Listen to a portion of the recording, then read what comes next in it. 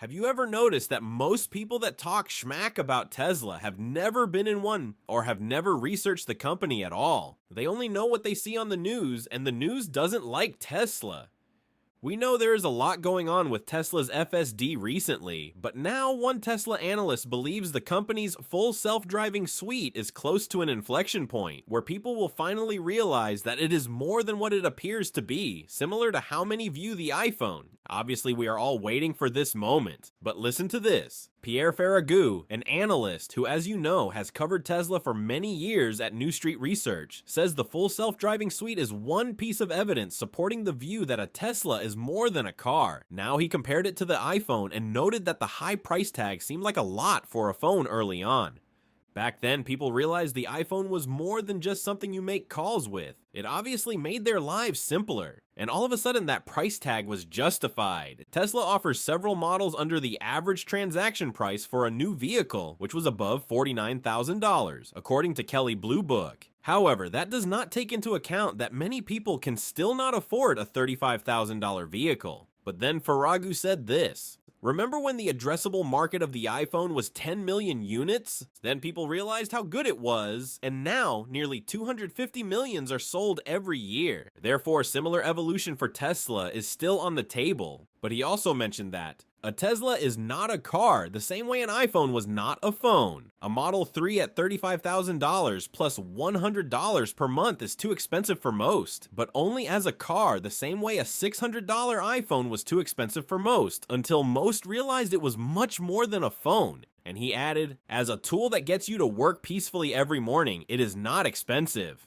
This point is absolutely valid, especially considering the iPhone's impact on the cell phone market. There are still a handful of players, but most people you know have an iPhone. And as we know, the iPhone ties into Apple's other ecosystem of products. Just in theory for now, but this is how Tesla plans to infiltrate the automotive market. And once the company offers a fully autonomous suite, or something that can allow for unsupervised self-driving, more and more people will flock to Tesla. Also, Ferragu believes Tesla needs 2 additional quarters of development before things will truly change. He didn't elaborate on what will happen in 2 quarters, but he said it will give us all time to see where this is heading. It is really quite interesting to see people's reactions when they find out what a Tesla is capable of. Full self-driving, or FSD, is a great tool for taking stress out of daily travel to work and around the city. For me, it is really hard to believe that people will not at least seriously consider a Tesla as their next car if they experience full self-driving. However, it is also a major point for those who argue that Tesla should advertise in some way. Obviously, the Tesla iPhone moment refers to the tipping point where their autonomous technology, full self-driving, FSD, and the Cybercab crosses a threshold of safety and cost. Much like the original iPhone rendered flip phones obsolete, Tesla aims to make standard car ownership and manual driving seem absurd. Industry analysts draw a direct parallel between the trajectory of Tesla's software and Apple's initial leap into smartphones. The argument centers on several key milestones. Tesla's unsupervised operations. Tesla's fully unsupervised robotaxi services, like those launched in Miami and Austin, represent the core of this shift, operating without safety drivers or remote operators. The service cost efficiency. Tesla envisions cybercabs operating for as low as 20 cents per mile, with vehicle prices under $30,000, making on-demand autonomy much cheaper than owning a traditional vehicle. And also exponential data growth. Just as apps and infrastructure made the iPhone more valuable over time, Tesla's massive jump to over 9 billion accumulated miles of FSD training data highlights a rapid, continuous improvement loop. And of course, the humanoid robot factor. Beyond self-driving cars, the paradigm shift is also extending to the Optimus humanoid robot. With Tesla repurposing facilities to scale robotics, analysts compare the smooth lab demonstrations of Optimus to the early days of Apple's ecosystem, hinting at a future where general-purpose AI extends far beyond the road. For a breakdown of how the FSD technology is scaling and what this future of autonomous transit looks like, when Apple introduced the iPhone in 2007, the company struck a chord. The idea of combining productivity features from its computers with music, photography, and other applications gave birth to a device no one knew they needed, a phone that is also an on-the-go handheld computer. The iPhone has undoubtedly become a revolutionary product for Apple, as the device transformed the company from personal computing to a comprehensive consumer electronics and services business. Whether investors realize it or not, Tesla may be on the cusp of making a similar pivot. Let's explore how Tesla is moving beyond electric vehicles as it seeks to build a robotics platform powered by artificial intelligence. For years, Elon Musk has expressed a vision to build a fleet of autonomous humanoid robots. The use case here is to implement the robots in factories, retail, and even in households, adding unprecedented efficiency gains to the labor force. During Tesla's fourth quarter earnings call, Musk told investors that the company will be winding down production of the Model S and X vehicles at its Fremont, California facility and subsequently repurposing the factory for Optimus build-outs. Elon Musk went on to say that initial production for Optimus would probably begin by the end of the year. Why Optimus could be Tesla's version of the iPhone.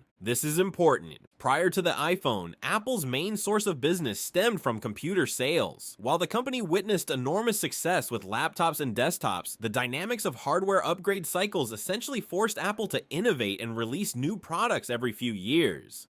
Most Tesla owners are repeat customers. Until now, most of Tesla's innovation efforts revolved around spotting preferences within the automobile market and working around those trends to design new vehicle models. With the iPhone, Apple was able to create a lucrative services business to complement the cyclical nature of computer sales. And it looks like Tesla will employ a similar playbook with Optimus. First, Tesla will sell the robot itself, no different from other non-recurring hardware sales. But like iPhone services, Optimus users may also pay a subscription fee to access Tesla's proprietary autonomous system software so the robot can actually perform and upgrade to new, more complex tasks. Well, I think smart investors should wait and see if Musk's production timeline for Optimus actually comes to fruition. If there are delays heading into the end of the year, Tesla stock could plummet as anticipation and excitement meet anxiety and panic. For these reasons, I don't think following momentum is a prudent decision for investors. While Optimus could be a game changer, Tesla still has a lot to prove before its iPhone moment becomes reality. And also with competitors upon the horizon, Tesla needs to be more timely on their products.